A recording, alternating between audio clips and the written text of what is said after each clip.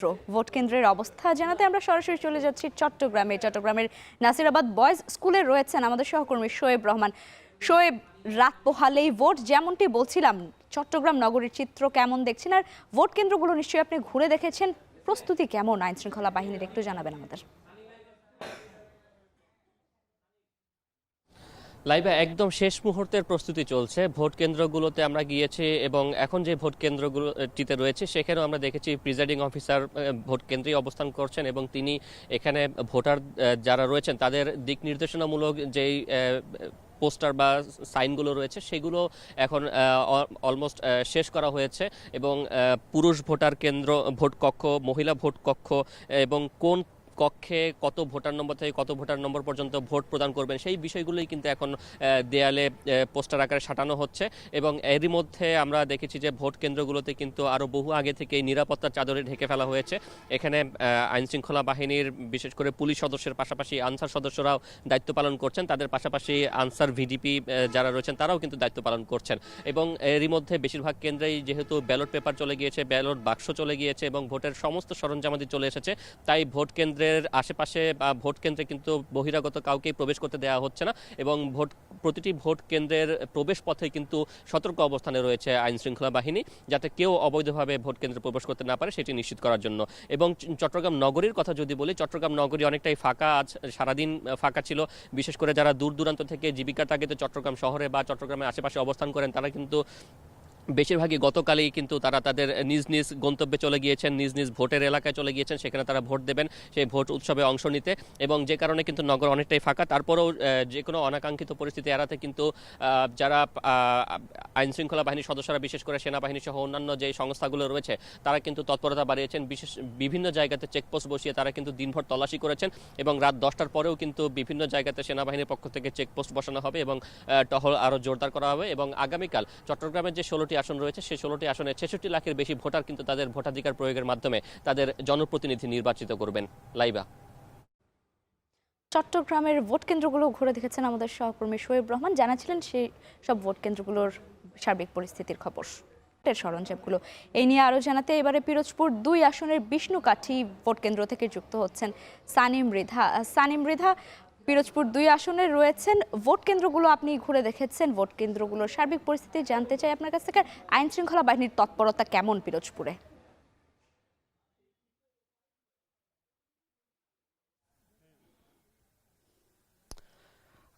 স্বাভাবিকভাবে আমরা যখন পিরোজপুরে আসি আজকে, বিশেষ করে যে কয়টি ভোট কেন্দ্র আমরা পর্যবেক্ষণ করেছি বা দাঁড়ে দাঁড়িয়ে গিয়েছি সেসব জায়গাতে আমরা দেখেছিলাম যে সেখানে পর্যাপ্ত পরিমাণে নিরাপত্তা ব্যবস্থা ছিল, প্রিজাইডিং অফিসাররা ছিল এবং ভোট কেন্দ্রের যে সরঞ্জামগুলো, অর্থাৎ আগামীকাল যেহেতু ভোট 7:30 থেকে ভোট শুরু হবে, সেক্ষেত্রে কিন্তু ভোটের সরঞ্জামগুলো কিন্তু সব কিছু চলে গিয়েছিল।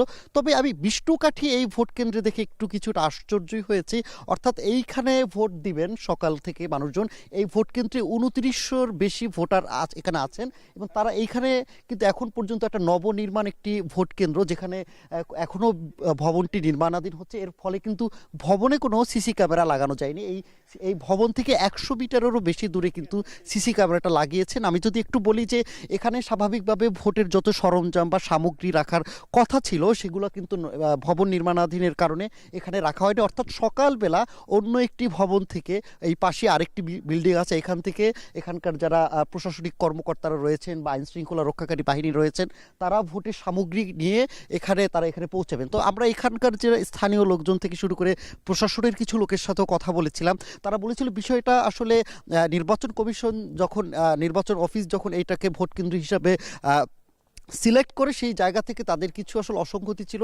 নির্মাণাধীন একটি ভবনে কিভাবে আসলে এই ধরনের একটা গুরুত্বপূর্ণ একটা নির্বাচনের সব ভোট কেন্দ্র হিসাবে তারা সিলেক্ট করেছে, এই জায়গাটা থেকে তাদের একটু অভিযোগ ছিল। তারপর তারা বলছে যেহেতু প্রশাসনের তৎপরতা রয়েছে, সার্বিকভাবে যদি কোনো ধরনের নৈরাজ্য না হয়, কোনো ধরনের সহিংসতা না হয়, খুব নির্বিঘ্নেই ভোট দিতে পারা যাবে। তারপরও প্রশ্ন কিছু থেকে যায়, যেহেতু এখান থেকে গুরুত্বপূর্ণ ব্যালট বক্স থেকে শুরু করে ব্যালট পেপারগুলো সকালবেলা এই জায়গা থেকে নিয়ে যাওয়া হবে। এবং একই সাথে আমরা স্বাভাবিকভাবে ভোট কেন্দ্রগুলোতে আমরা অন্য ভোট কেন্দ্রগুলোতে দেখেছি যে মানে আজকে রাতের মধ্যে কিন্তু সেসব জায়গা পুরোপুরি প্রস্তুত রাখা হয়েছে আগামীকালকের ভোটের জন্য। তবে এই জায়গাটি কিন্তু এখনো প্রস্তুত না, ভিতরে কোনো কিছুই নেই, এখন পর্যন্ত কোনো ধরনের নিরাপত্তা ব্যবস্থা আমরা দেখি না। অর্থাৎ এই জায়গাটিতে যেহেতু ভোট দিবেন, এখানে কিন্তু যেহেতু ভোটের সামগ্রী, ভোটের কোনো সরঞ্জাম বা সামগ্রী কিছুই নেই, এর ফলে কিন্তু এই ভোট কেন্দ্র পাহারা দেওয়ার জন্য কিন্তু কোনো আইন শৃঙ্খলা রক্ষাকারী কোনো সদস্য আমি লক্ষ্য করতে পারিনি। তবে এই জায়গাটা ছাড়া বাকি সব কিছু এখন পর্যন্ত যা দেখেছি মোটামুটি কোনো ধরনের সহিংসতা, কোনো ধরনের অনাকাঙ্ক্ষিত ঘটনা ছাড়াই প্রস্তুতি গ্রহণ তারা করেছে। তো লাইবা, আমার পিরোজপুর 2 আসন থেকে এই ছিল সবশেষ খবর আমার কাছে। ভোটের প্রস্তুতি নিয়ে পিরোজপুর 2 আসনের বিষ্ণুকাঠি ভোট কেন্দ্র তত্ত্বার চাদরে ঢেকে ফেলা হয়েছে কেন্দ্রগুলো। শেষ সময়ে ভোটের মাঠের প্রস্তুতি নিয়ে এবারে নরসিংদী থেকে সরাসরি যুক্ত হচ্ছেন জাহিদ হাসান। জাহিদ, নরসিংদীতে রয়েছেন, আইন শৃঙ্খলা রক্ষাকারী বাহিনীর তৎপরতা কেমন দেখছেন একটু জানতে চাই। লাইবা, নরসিংদীতে 5টি আসন, 6টি উপজেলা। আমি 4টি উপজেলায় ঘুরেছি, সারাদিন বিভিন্ন কেন্দ্রে ঘুরেছি। সেখানে আইনশৃঙ্খলা বাহিনীর তৎপরতা দৃশ্যমান এবং চোখে পড়ার মতো। তারা যেই কেন্দ্রগুলো রয়েছে সেই কেন্দ্রগুলো নিরাপত্তা নিশ্চিত করেছেন। পাশাপাশি কেন্দ্রে যারা ভোট গ্রহণের দায়িত্বে রয়েছেন তারা দুপুরের মধ্যেই স্ব কেন্দ্রে পৌঁছে গেছেন। এবং এই নরসিংদীর যেই উপজেলাগুলো দুর্গম এলাকা, চরাঞ্চল রয়েছে, সেখানে গতকালকেই ব্যালট পেপার সহ অন্যান্য যেই জিনিসপত্রগুলো ভোট গ্রহণের সাথে থাকে সেই বিষয়গুলো নিয়ে তারা গতকালকেই পৌঁছে গেছেন প্রিজাইডিং কর্মকর্তার নেতৃত্বে। এছাড়া যেই বিষয়গুলো দেখা গেছে, নরসিংদী পুরো শহর ঘুরে এবং এর আশপাশের উপজেলাগুলো ঘুরে গ্রামগঞ্জের ভেতরে আমি ঢুকেছি।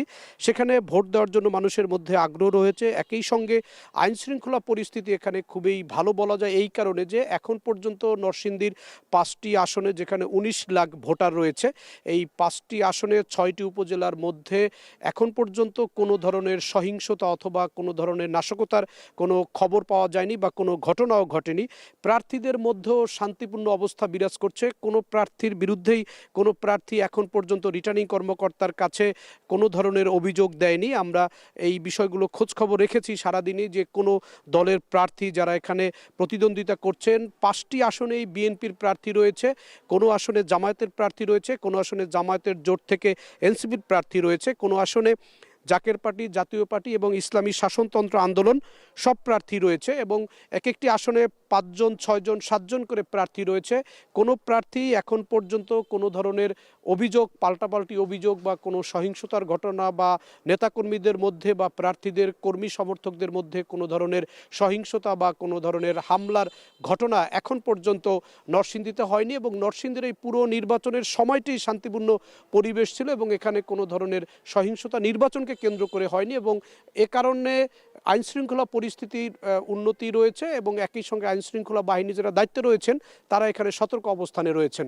লাইবা, শেষ সময়ের ভোটের মাঠের প্রস্তুতি জানাতে আমাদের সঙ্গে নরসিংদী থেকে যুক্ত ছিল রামিম। বলছিলাম যে 544টি কেন্দ্রকে ঝুঁকিপূর্ণ কেন্দ্র হিসেবে ধরা হয়েছে।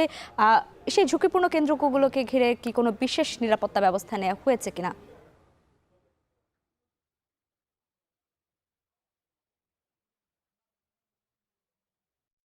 ত্রয়োদশ জাতীয় সংসদ নির্বাচন অনুষ্ঠিত হবে, আর সেই নির্বাচনকে ভালোভাবে ওঠানোর জন্য কিন্তু যে কেন্দ্রগুলো রয়েছে, প্রত্যেকটি কেন্দ্রের যে প্রস্তুতি রয়েছে সব প্রস্তুতি শেষ হয়েছে। খুলনার যে 566টি কেন্দ্র ঝুঁকিপূর্ণ হিসাবে ধরা হয়েছে, সেই কেন্দ্রগুলোর সবগুলোতেই কিন্তু আইনশৃঙ্খলা বাহিনীর সদস্যরা এখনও পর্যন্ত নিয়োজিত রয়েছেন এবং সারা রাত ধরে কিন্তু এই কেন্দ্রগুলো পাহারা দেবেন তারা। আমরা যে কেন্দ্রটিতে রয়েছি এটি খুলনা 2 আসনের সিটি কলেজ কেন্দ্র এবং এখানে আপনি দেখতেই পাচ্ছেন এখানে কিন্তু আনসার বাহিনীর যারা সদস্যরা রয়েছেন তারা অস্ত্রসহ এখনও পর্যন্ত কেন্দ্র পাহারা দিচ্ছেন। এখানে প্রিজাইডিং অফিসার যিনি আছেন তিনি কিন্তু এখনও পর্যন্ত এখানে রয়েছেন। এই ভোট কেন্দ্রগুলো কিন্তু মূলত সব কিছুই কিন্তু প্রস্তুত করা হয়েছে। এখানে ব্যালট বক্স, ব্যালট পেপার এবং অন্যান্য যে সরঞ্জামগুলো রয়েছে সেগুলো সকালেই এসে পৌঁছেছে এবং তারপর থেকে কিন্তু এখানে প্রিজাইডিং অফিসার থেকে শুরু করে এখানে যারা কর্মরত নিরাপত্তা বাহিনীর সদস্যরা রয়েছেন তারা সকলেই এখানে রয়েছেন। খুলনার 840টি কেন্দ্র রয়েছে এবং এই 840টি কেন্দ্রতেই কিন্তু নিরাপত্তা ব্যবস্থা বেশ ভালো আমরা দেখেছি এবং সকাল থেকে আমরা দেখেছি যে প্রত্যেকটা কেন্দ্রে কিন্তু নিরাপত্তা ব্যবস্থায় নিয়োজিত যারা তারা কিন্তু এসে পৌঁছেছেন। এখানে আমরা দেখেছি যে সাধারণ যে কেন্দ্রগুলো রয়েছে প্রত্যেকটি কেন্দ্রতে 13 জন করে আনসার সদস্য এবং 3 জন করে পুলিশ বাহিনীর সদস্যরা এবং অন্যান্য সদস্যরা কিন্তু এখানে রয়েছেন, প্রিজাইডিং অফিসার, সহকারী প্রিজাইডিং অফিসার যারা তারা সহ। এখানে আমরা দেখছি যে মোটামুটি প্রত্যেকটি কেন্দ্রেই কিন্তু এখনো পর্যন্ত পাহারায় রয়েছেন এই নিরাপত্তা বাহিনীর সদস্যরা এবং সংখ্যাযুক্ত যে কেন্দ্রগুলো রয়েছে প্রত্যেকটি কেন্দ্রেতেই কিন্তু আইনশৃঙ্খলা বাহিনীর সদস্যদের বাড়ানো হয়েছে। তো সব মিলিয়ে এই ছিল আমার কাছে খুলনার কেন্দ্রগুলো থেকে সবশেষ খবর।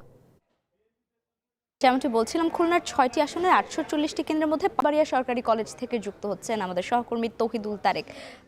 ব্রাহ্মণবাড়িয়াতে রয়েছেন। ভোট কেন্দ্রগুলোর কি পরিস্থিতি দেখছেন একটু জানান আমাদের, আর ব্রাহ্মণবাড়িয়ার সার্বিক পরিস্থিতি বা কেমন দেখছেন?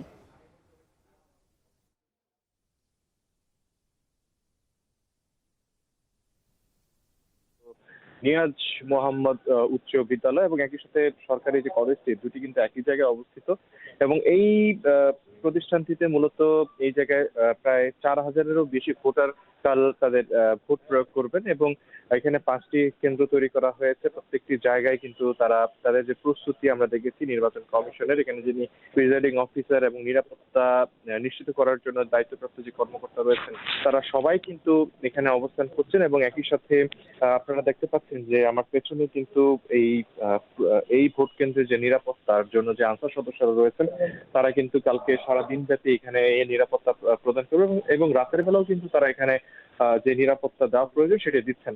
এবং একই সাথে আমরা প্রিজাইডিং অফিসারের সাথে কথা বলেছি, আগামীকাল 7:30 থেকে ভোট গ্রহণ শুরু হবে। সেই বিষয়টির দিকে লক্ষ্য রেখে কিন্তু যে বুথগুলো তৈরি করা দরকার সেই বুথগুলো অলরেডি স্থাপিত হয়ে গেছে এবং একই সাথে সিল থেকে শুরু করে ব্যালট পেপার থেকে শুরু করে যেই সময়ে যে প্রস্তুতিগুলো নেওয়া দরকার সেগুলো কিন্তু তারা পর্যায়ক্রমে প্রস্তুত রেখেছে যাতে সময় সময়ে সেই বিষয়গুলো তারা ভোটারদের সামনে নিয়ে আসতে পারে এবং সেটাও যেন তাদের ভোট প্রয়োগ করতে পারে। এবং আরেকটি বিষয় উল্লেখ করতে চাই যে নিরাপত্তার জন্য কিন্তু এটি খুবই গুরুত্বপূর্ণ একটি কেন্দ্র। এখানকার যে নিরাপত্তা ব্যবস্থা সেই নিরাপত্তা ব্যবস্থার জন্য আইনশৃঙ্খলা রক্ষাকারী বাহিনীর দায়িত্বশীল যিনি কর্মকর্তা রয়েছেন তিনি বলছেন সর্বোচ্চ নিরাপত্তাকে নিশ্চিত ক্লাসরুমগুলোতেও কিন্তু সিসি ক্যামেরা প্রত্যেকটি ক্লাসরুমে রয়েছে বলে আমরা জানতে পেরেছি। তো সেই জায়গা থেকে বলা যেতে পারে যে এখানে যে ভোট প্রয়োগ করা হবে সেই ভোটাররা আসলে এখানে তাদের সংখ্যাহীন ভাবে ভোট প্রয়োগ করতে পারবেন বলেই কিন্তু মনে করছেন প্রিজাইডিং অফিসার এবং দায়িত্বপ্রাপ্ত যে কর্মকর্তারা রয়েছেন। এবং আরেকটি সার্বিক অবস্থা যদি ব্রাহ্মণবাড়িয়ার বলি, আমরা এখন পর্যন্ত কিন্তু খুব বেশি কোনো সহিংসতার ঘটনা এখন পর্যন্ত শুনতে পাইনি, কারণ আপনি জানেন যে আর কয়েক ঘন্টা রাত পোহালেই কিন্তু শুরু হবে সেই বহুল কাঙ্ক্ষিত ত্রয়োদশ জাতীয় সংসদ নির্বাচন, যেখানে ভোট দেওয়ার জন্য ভোটাররা যেমন মুখিয়ে আছেন এবং একই সাথে যারা মুখিয়ে আছেন এবং একই সাথে পুরো দেশবাসী কিন্তু তাকিয়ে আছে যে নতুন কে আসছেন এই দেশ পরিচালনার জন্য। তো সেই জায়গা থেকে ব্রাহ্মণবাড়িয়া অঞ্চলের প্রত্যেকটি ভোট কেন্দ্রে যে প্রস্তুতি সেটি সম্পন্ন করার চেষ্টা করা হচ্ছে। আমরাও প্রায় 5 মিনিট ঘুরে দেখেছি এবং সব জায়গায় একই চিত্র আমরা দেখেছি।